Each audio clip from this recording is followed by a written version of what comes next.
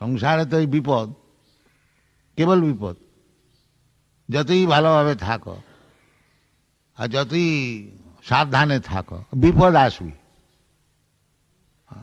সেই জন্য বলেছে বিষা নলে বা দাওয়া নলে, এসব কথা শাস্ত্রেতে আছে।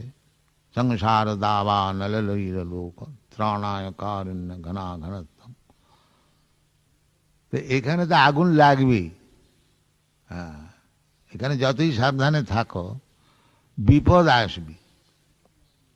সব জায়গাতেই বৈষ্ণবরা বলছে তাই জন্যে, সংসার বিষানালে দিবানিশি হিয়া জলে তরিবারে না কইনু উপায় গোলকের প্রেম ধন হরিনাম সংকীর্ণ রতিনা জন্মিল কেন তা।